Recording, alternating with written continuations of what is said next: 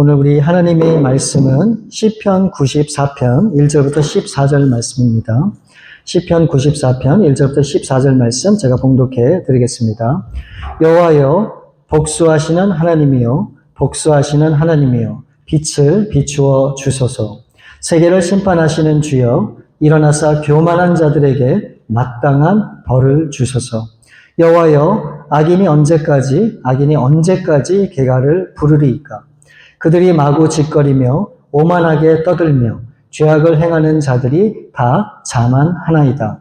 여호와여 그들이 주의 백성을 짓밟으며 주의 소유를 곤고하게 하며 과부와 나그네를 죽이며 고아들을 살해하며 말하기를 여호와가 보지 못하며 야곱의 하나님이 알아차리지 못하리라 하나이다.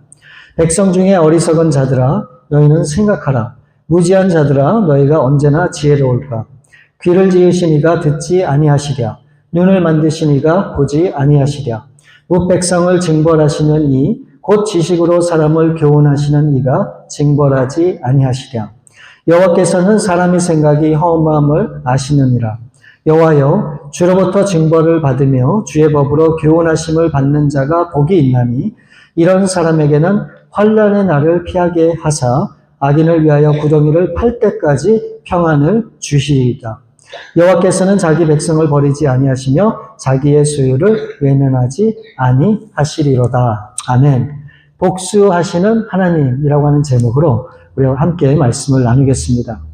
여러분, 오늘을 살아가는 현대인들에게 있어서 심각한 병 중에 하나는 마음의 병이다라고 하는 그런 생각이 들어요. 육신의 병은 우리가 약을 먹고 치료받으면 되지만 이 마음의 병은 약도 없는 데다 쉽게 회복되지도 않기 때문에 그렇습니다. 아마도 우리 그리스도인들은 대부분의 모든 사람들이 이와 같은 마음의 병을 갖고 살아가지 않나 하는 그런 생각이 들어요. 왜 그러냐? 이 억울함을 당하고 늘 핀잔을 듣고 이 속이 답답해도 우리가 하고 싶은 말을 제대로 할 수 없기 때문에 그래요. 그렇다고 우리가 싸울 수가 있습니까? 다툴 수가 있습니까? 욕이라도 시원하게 하면 너무너무 좋겠지만 그렇게 할 수 없잖아요. 어떨 때는 정말 한 대 줘받고 싶고 때려주고 싶은데 그러면 안 되잖아요. 물론 크리스찬 중에서도 주먹질하고 욕하고 싸우는 그런 사람들을 저도 종종 보기는 합니다. 근데 결국 믿는 사람들이 그런 모습을 보이면 사실 이게 덕이 되지가 않습니다. 근데 그뿐만이 아니고 이 세상의 불법에 대해서 또 이 죄악에 맞서야 되고 또 우리 자신에 대해서는 우리가 참고 절제하고 우리 자신을 자꾸 눌러야 되는 이런 모든 것들이 우리의 마음을 병들게 하고 힘들게 하지 않나 하는 그런 생각이 듭니다. 오늘 이 본문 시편 94편을 보게 되면 이것을 누가 썼는지 나와 있지가 않아요. 우리가 추측은 할 수 있지만 이 분명한 저자에 대해서 이름이 나와 있지 않기 때문에 우리가 알 수가 없습니다. 근데 저는 이 개인적으로 이 시편 94편의 이 시인, 이 저자를 너무너무 좋아하고 마음에 들어요. 1절을 한번 보세요. 1절. 여호와여 복수하시는 하나님이요 복수하시는 하나님이요 빛을 비추어 주소서. 얼마나 마음이 괴롭고 힘들었던지 복수해 달라고 하나님 앞에 간구하는데 이 얘기를 들으니까 참 마음이 시원해요. 정말 시원해요.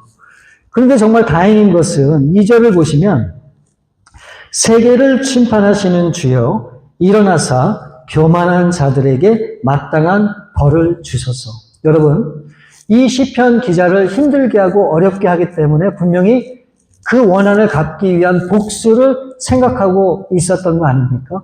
그런데 이 시편 기자가 자신이 직접 이 복수의 칼을 휘두르지 않고 어떻게 해요? 대신 하나님께 도우심을 구해요. 그러면서 교만한 자들에게 하나님 마땅한 벌을 꼭 내려주세요 라고 그렇게 이야기를 합니다. 여러분, 예수님의 수제자 중에 베드로는 그렇게 하지 못했어요. 이 대제사장들과 이 바리새인들이 군대를 데리고 이 겟세마네 동산에 있는 예수님을 잡으러 오죠. 그럴 때 이 베드로가 어떻게 합니까? 이 예수님을 지키기 위해서 그가 가지고 있던 칼을 확 꺼내요. 그리고 그 칼을 확 휘둘렀죠.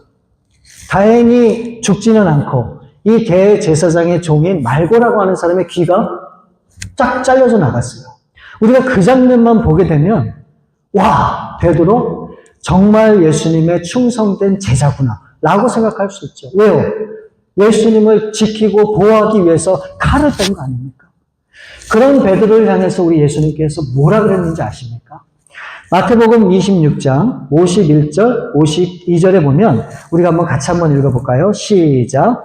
예수와 함께 있던 자 중에 하나가 손을 펴 칼을 떼어 대제사장의 종을 쳐 그 귀를 떨어뜨리니 이에 예수께서 이르시되 내 칼을 도로 칼집에 꽂으라. 칼을 가지는 자는 다 칼로 망하느니라. 예수님께서 베드로에게 너 당장 그 칼 집어넣어. 그렇게 말씀하시면서 예수님이 뭐라고 말씀하십니까? 칼을 가지는 자, 즉 칼을 쓰는 자는 칼로 망한다는 거예요. 그러니까 이 복수의 마음이나 어떤 원한을 품고 그 받은 대로 되돌려주고자 하는 그런 마음을 갖는 그런 사람들은 어떻다고요? 결국 망하게 된다라고 하는 것을 암시하는 그런 말씀이에요. 여러분, 저나 여러분은 우리는 어떤 사람들입니까? 내가 직접 칼을 휘두르고 내가 손보기 원해요. 그래야 좀 속이 풀릴 것 같은 그런 생각이 들 때가 참 많아요. 그리고 내가 보는 내 앞에서 원수가 꼬꾸라지고 엎드러지고 고통당하는 모습을 보고 싶단 말이에요. 그게 우리가 말은 안 해서 그렇지 우리가 원하는 우리의 참 모습이 아닐까 하는 그런 생각이 든단 말이에요. 근데 여러분, 그런 원수에 대해서, 그런 대적자들에 대해서 우리 성경은 뭐라고 말씀을 하시는가 우리가 명확하게 알아야 돼요. 로마서 12장 19절에 보면 내 사랑하는 자들아 너희가 친히 원수를 갚지 말고 하나님의 진노하심에 맡기라. 기록되었을 때 원수 갚는 것이 내게 있으니 내가 갚으리라고 주께서 말씀하시니라. 우리가 친히 원수를 갚고자 하지 말고 그 모든 것을 주님께 맡기면 우리 하나님께서 우리 대신에 그 모든 원수를 치시고 그 원한을 갚아주시겠다라고 그렇게 말씀을 하십니다. 하나님께서 어떤 방식으로 어떻게 갚아주실지는 우리는 알 수가 없어요. 그러나 그런 일이 있을 때 그것을 우리가 하나님 앞에 전적으로 맡길 때 하나님이 우리에게 주시겠다고 하는 약속이 있어요. 시편 23편 5절에 보면 이렇게 돼 있어요. 우리 같이 한번 읽어볼까요? 시작. 주께서 내 원수의 목전에서 내게 상을 차려주시고 기름을 내 머리에 부으셨으니 내 잔이 넘치나이다. 아무리 원수 때문에 괴롭고 힘이 버거워도 하나님의 때가 되면 우리 주님께서 어떻게 하신다고요? 그 원수가 지켜보는 그 원수의 목전에서 우리에게 상을 펴시고 상을 주시고 또 기름으로 우리에게 바르셔서 우리를 구별해 주시고 우리가 갖고 있는 우리의 잔을 어떻게 하시겠다고요? 넘치도록 채워주시겠다는 거예요. 넘치도록 채워주시겠다. 여러분, 제가 믿기로는 바로 이 순간이 우리 믿는 사람들에게는 기쁨과 감사의 잔치가 되는 것이지만 우리를 괴롭히고 힘들게 했던 이 원수들에 대해서는 일평생 후회하는 좌절과 절망의 시간이 될 것이라 저는 그렇게 분명히 믿어요. 그렇기 때문에 여러분, 우리가 원수들에 대해서 어떻게 해야 되는가? 단 한 가지예요. 우리가 뭘 어떻게 해보려고 하면 안 돼요. 어떻게 해야 됩니까? 모든 것을 하나님 앞에 맡겨야 되는 거예요. 맡겨야 되는 거. 이게 성경에 우리 가운데 가르치는 하나님의 말씀이라는 거예요. 그런데 우리가 여기서 꼭 기억하고 알아야 되는 게 있어요. 자, 우리가 맡겼잖아요.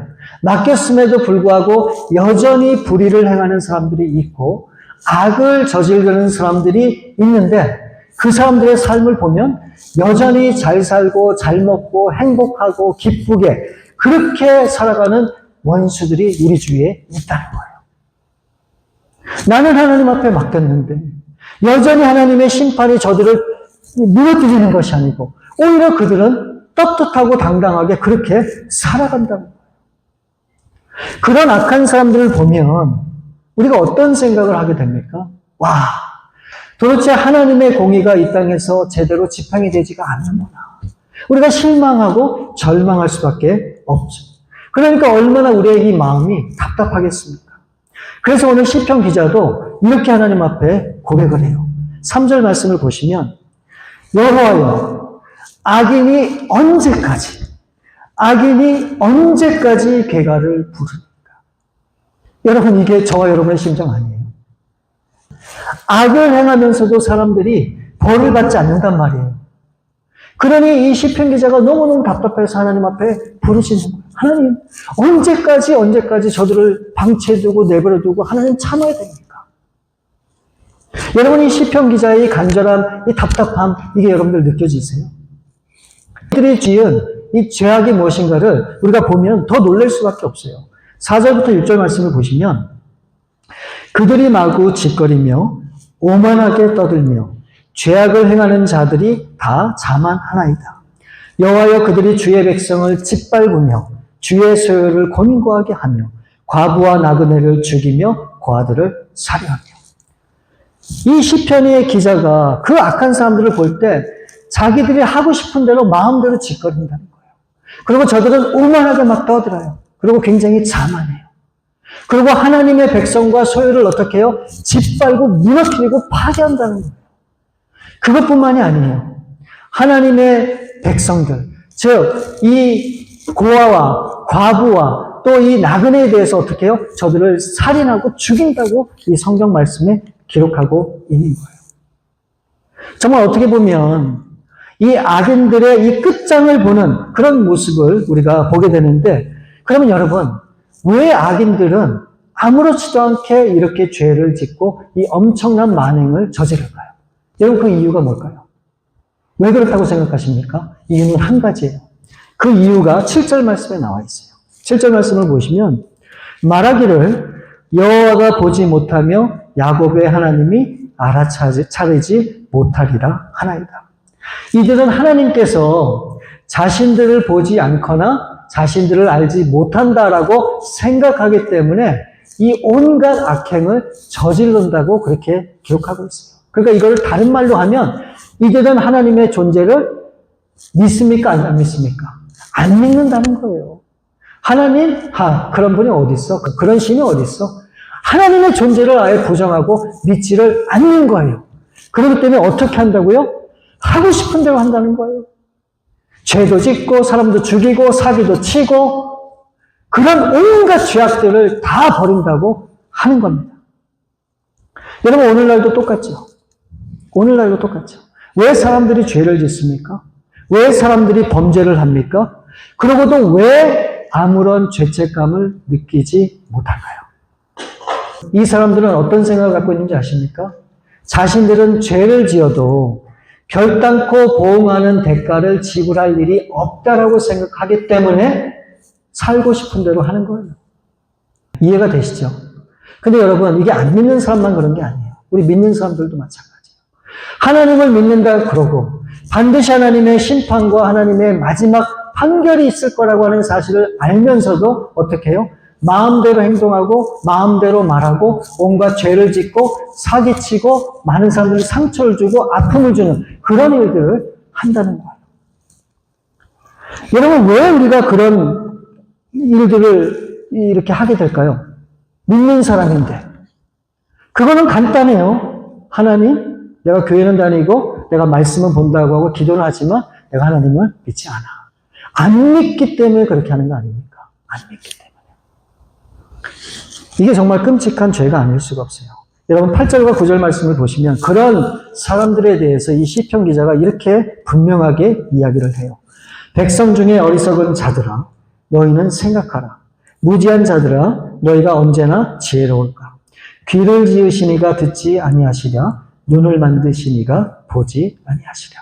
그래서 시편 기자는 이 어리석은 자들과 이 무지한 자들을 향해서 한 번쯤 생각을 하라고 그렇게 권면하고 있어요. 자, 귀를 지으신 이가 어찌해서 듣지 않겠으며 우리 눈을 만드신 이가 어찌 보지 않겠느냐고 되물어 그렇게 질문을 하고 있는 거예요. 여러분 이 말은 우리 믿는 사람들의 귀와 우리 믿는 사람들의 이 항상 하나님 앞에 열려 있다라고 하는 그런 의미예요. 그런 의미. 그러니까 이것은 무슨 말이냐면 우리가 무엇을 듣고자 하는지 우리가 무엇을 보고자 하는지 항상 하나님께서 우리의 이 눈과 귀를 어떻게 해요? 주목하고 계시다는 거예요.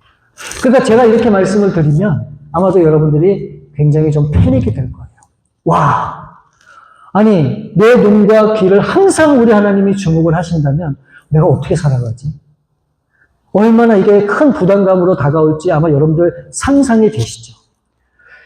하나님께서 다른 것도 아니고 우리의 그 모든 삶을 지켜보시되 특별히 눈과 귀를 주목하신다면 이게 얼마나 두려운 일이에요. 그렇잖아요. 그럼 이게 전부 부담감으로 다가올 수밖에 없는 거 아닙니까? 근데 왜 하나님께서 그렇게 하실까? 굉장히 우리에겐 부담감이 되는데 여러분, 저는 솔직히 우리가 신앙생활 하면서 이런 부담감이 필요하다는 생각이 들어요. 왜 그러는가?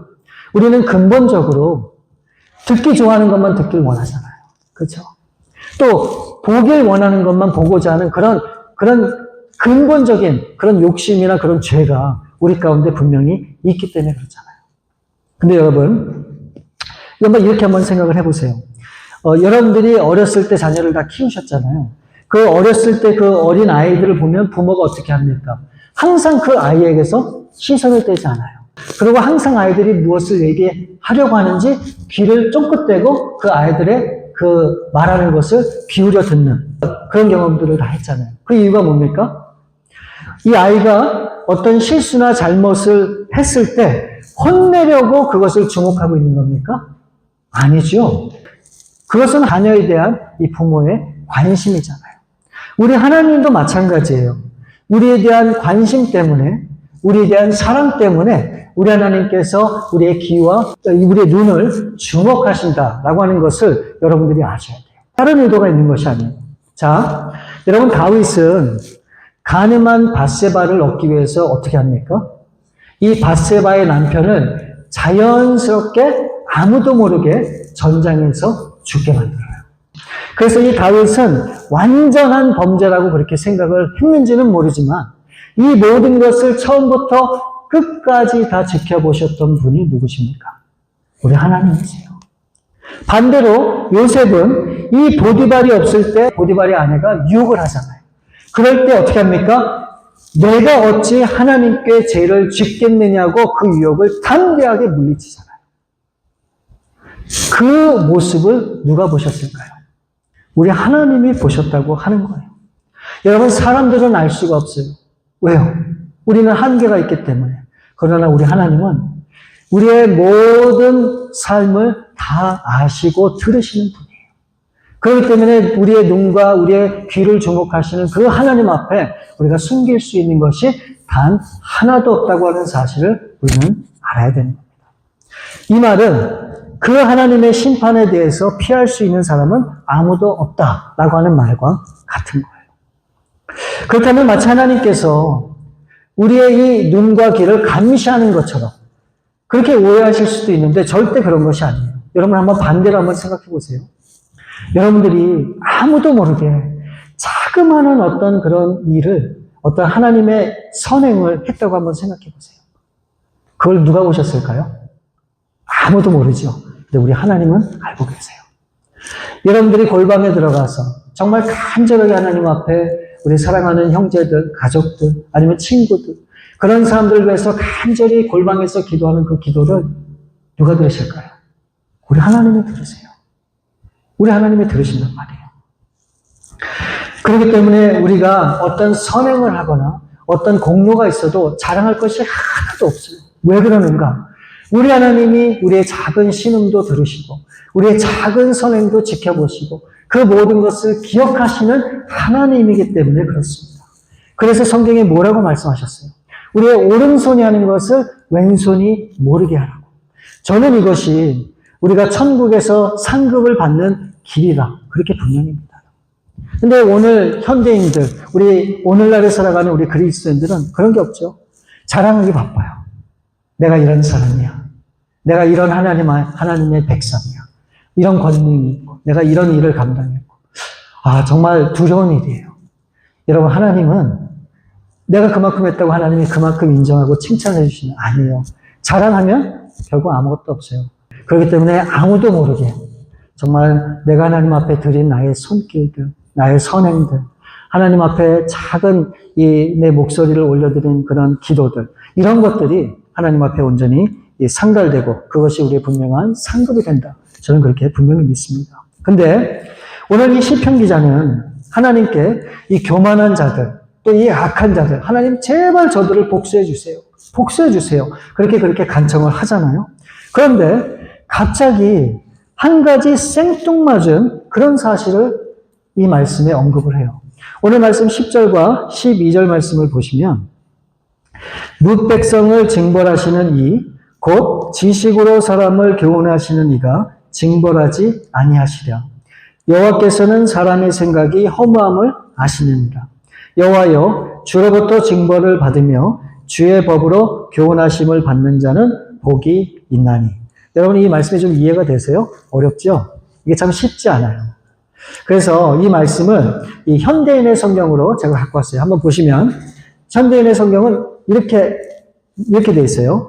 세상 나라를 벌하시는 자가 책망하시지 않겠느냐? 사람을 가르치시는 자가 지식이 부족하겠느냐? 여호와께서는 사람의 생각이 헛된 것을 아신다. 여호와여 주께서 징계하시고 주의 법으로 교훈을 받는 자는 복이 있습니다. 여러분 이 말씀을 제가 다시 한번 정리하면 이런 거예요. 하나님께서는 반드시 이 세상을 심판하시고 징벌을 하세요. 왜 그러는가? 이 모든 사람들의 생각이 헛된 것임을 분명히 아시기 때문에 그래요. 그럼에도 이 시편 기자는 그 가운데서도 반드시 하나님의 복을 받는 사람이 있다라고 그렇게 얘기하고 있어요. 이게 참 너무 희한하지 않아요? 처음에는 그 악인들과 그 원수들에 대해서 복수해 주세요 라고 그렇게 간절히 구했던 시편 기자가 이 마지막에 와서는 뭐라고 얘기합니까? 그럼에도 불구하고 하나님 앞에 복을 누리고 복을 받는 사람이 있다라고 하는 사실을 말씀하고 있는 거예요. 여러분 어떤 사람이 이 말씀에 보면 복을 받는다고 얘기합니까? 주께서 징계하실 때 주의 법으로 교훈을 받아들이는 사람. 다시 얘기하면 하나님이 우리 가운데 징계를 하시던 말씀을 하실 때 그것을 깨달아 그것을 하나님의 말씀으로 알고 내가 받아들이는 그런 사람에게 진정한 복이 있다라고 이 말씀에 설명하고 있어요. 자, 그러면서 그런 사람에게는 13절을 보면 이런 사람에게는 환난의 날을 피하게 하사 악인을 위하여 구덩이를 팔 때까지 평안을 주시리이다. 그렇게 하는 사람에게는 어떻게 해요? 환난을 피하게 하시고 평안을 주시겠다고 약속하고 있어요. 그뿐만이 아니에요. 14절 말씀에 보면 여호와께서는 자기 백성을 버리지 아니하시며 자기의 소유를 외면하지 아니하시리다. 절대 하나님께서 택한 하나님의 자녀들, 그 자녀들에 대해서만큼은 절대로 내가 버리지 않겠다라고 말씀하고 있는 거예요. 여러분 이제 제가 말씀을 맺을게요. 하나님께서는 하나님의 때에 반드시 이 세상을 심판하십니다. 이 세상에 있는 동안에 많은 사람들이 하나님을 거부하고 거역하고 하나님의 이름을 욕되게 하고 또 말할 수 없는 모욕으로 하나님을 무시한 그 모든 악한 사람들에 대해서 우리 하나님이 어떻게 하시겠다고요? 반드시 복수를 하세요. 이게 과한 표현인지는 모르지만 분명히 성경이 그렇게 말씀하세요. 그냥 손 좀 봐줄게가 아니에요. 영원한 지옥과 영원한 심판으로 하나님이 복수를 하시겠다고 얘기하고 있어요. 지금 많은 믿지 않는 사람들 중에 하나님이 없다고 믿으니까 하나님을 마구 대요. 하나님의 이름을 떨어뜨리고 하나님이 어딨냐고 비난거리고 그런 사람들이 우리 도처에 얼마나 많습니까? 그게 안 믿는 사람들만 그래요? 우리 믿는 사람들은 어때요? 마치 하나님이 안 계시처럼 그런 삶을 살아가는 사람들이 얼마나 많아요. 그래서 많은 사람들을 아프게 하고 상처를 주고 많은 사람들을 정말 힘들게 만드는 그런 그리스도인은 없습니까? 그리스도인이라고 하고 장로라고 하고 집사라고 하고 목사라고 하면서도 하나님 앞에 죄를 짓는 그런 사람들이 없어요? 얼마나 많아요? 왜 그런 삶을 왜 그런 죄를 지을 수밖에 없습니까? 하나님을 믿지 않기 때문에 그러는 거예요. 그래서 그 하나님을 모욕하는 거죠. 그런 사람들에 대해서 우리 하나님이 말씀하세요. 마지막 때 내가 반드시 이 세상과 그 악한 사람들을 심판하실 때 어떻게 하시겠다고요? 그 가운데서도 하나님 앞에 돌이키고 하나님 앞에 이 말씀을 깨달아 회개하고 다시 한번 하나님을 붙들고 하나님의 은혜 가운데 나오는 그런 사람들에 대해서 어떻게 하겠다고요? 하나님이 다 용서해 주시겠대요. 그리고 우리 가운데 환난을 지나가게 하시고 평안을 주시고 다시금 우리가 하나님의 자녀인 것을 이제는 확실하게 하나님이 이제 알도록 해주시겠다는 거예요. 여러분, 이게 하나님의 은혜 아니에요. 누구든지 돌이키기만 하면, 누구든지 다시 한번 회개하고 하나님 앞에 나오면 우리 하나님이 어떻게 하시겠다고요? 받아주시겠다는 거예요. 저는 이 시편 기자가 처음에는 이 복수를 꿈꾸고 정말 마음에 간절한 그런 심정으로 하나님 앞에 배가졌지만 하나님의 이 은혜를 깨닫고 이 말씀의 진리를 깨닫고 어떻게 얘기해요?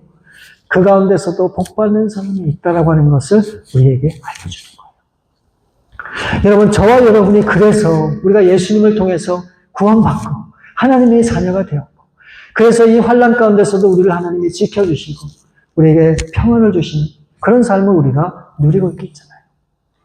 이게 다 하나님의 은혜라고 하는 사실을 우리는 잊으면 안 돼요. 여러분, 앞으로 어떤 삶을 살기를 원하십니까? 아니, 어떻게 여러분들의 인생의 길을 걸어가길 원하세요? 다시금 하나님을 없다고 인정하고 무시하고 내가 살고 싶은 여러분들의 정욕과 또 여러분들이 그 욕심을 따라서 그렇게 살길 원하세요? 아니에요. 그거는 멸망하는 길이에요. 그렇게 하면 안 돼요. 반드시 하나님이 기뻐하시는 하나님의 말씀을 따라서 돌이키고 회개하고 넘어져도 다시 한번 일어나서 우리 주님을 의지하고 붙든 그런 삶을 통해서 우리 하나님 앞에 더 가까이 나아갈 수 있다. 이 사실을 기억하시고 정말 믿음의 도전을 멈추지 않는 저와 여러분들 될 수 있기를 우리 주님의 이름으로 축원을 드립니다. 우리 시간에 또 진짜 우리 한번 마음으로 우리 한번 그렇게 기도하는 시간 갖길 원해요. 이 시간에 한번 그렇게 기도했으면 좋겠어요. 여러분 전부 눈을 감으시고 내가 어떤 사람인지를 한번 돌이켜 생각해 보세요. 정말 하나님의 진노와 하나님의 심판을 받을 수밖에 없는 그런 인생을 살았던 저와 여러분입니다. 근데 우리 하나님께서 저와 여러분을 사랑하셔서 우리를 하나님의 자녀 삼아 주셨어요. 내가 다시는 너희를 떠나지 않고 내가 너희와 함께 하시겠다. 그렇게 우리 하나님께서 말씀해 주셨습니다. 여러분, 그렇게 좋은 하나님 앞에, 그렇게 좋은 인생을 허락하신 하나님 앞에 여러분 이제 어떻게 살기를 원하십니까? 여러분의 욕심과 정욕을 따라서 여러분이 하고 싶은 대로 살기를 원하십니까? 아니면 다시금 하나님의 말씀을 붙잡고 하나님이 원하시는 하나님의 삶을 걸어가시겠습니까? 우리 시간에 한번 그렇게 기도해요. 하나님, 내가 넘어지고 또 죄를 짓고 실수하는 그런 나약한 삶이지만 오늘 말씀을 통해서 다시 한번 깨달아 이제 하나님이 나를 교훈하시고 책망하실 때 이제 하나님 앞에 돌이키게 도와주시고 이제 정말 하나님이 기뻐하는 그런 하나님의 뜻 안에 살아가는 삶이 되도록 하나님 도와주옵소서. 우리 그렇게 간절한 마음으로 함께 기도하시겠습니다. 아버지 하나님 감사합니다. 오늘 말씀을 통해서 정말 다시 한번 우리를 사랑하시는 하나님의 은혜가 얼마나 크고 놀라운지를 우리가 보았습니다. 하나님, 우리는 하나님의 진노를 받을 수밖에 없고 하나님의 복수를 받을 수밖에 없는 그런 인생이었는데 그런 우리를 사랑하여 주셔서 다시금 자녀 삼아 주시고 정말 새로운 그런 인생을 걸어갈 수 있는 그런 길을 허락해 주심을 감사합니다. 우리 사랑하는 성도님들, 이제 넘어지고 쓰러지는 한이 있더라도 다시금 주님의 말씀을 붙잡고 일어서서 이제 믿음의 길을 다시 한번 도전하는 우리 귀한 성도님들 다 될 수 있도록 하나님 함께 해 주옵소서. 그래서 우리 인생이 다 하는 그날까지 정말 하나님과 함께 동행하며 하나님의 영광을 드러내며 하나님의 뜻을 이뤄가는 그런 귀한 삶을 살아갈 수 있도록 하나님 도와주옵소서. 우리 성도님들 힘을 주시고 능력을 주시고 그와 같은 삶을 살 수 있도록 도와주옵소서. 우리 참으로 좋으신 아버지 하나님 감사합니다. 오늘 이 말씀을 통해서 우리를 얼마나 다시 한번 사랑하시는지 그 하나님의 그 귀한 은혜를 우리가 다시 한번 생각해 보았습니다. 하나님, 정말 우리 가운데 정말 하나님의 이 말씀의 은혜가 늘 우리를 붙들도록 도와주셔서 절대 우리가 이 세상에 발을 들여놓지 않고 하나님 안에 거하며 하나님의 말씀을 따라 순종하여 살아가는 그런 귀한 삶을 살아 하나님 앞에 복받는 인생으로 하나님 앞에 영광 돌릴 수 있도록 우리 주님 함께해 주옵소서. 모든 것을 주 앞에 우리의 삶을 맡기며 감사드리옵고 우리 거룩하신 주 예수 그리스도 이름으로 기도 올려옵나이다. 아멘. 아멘.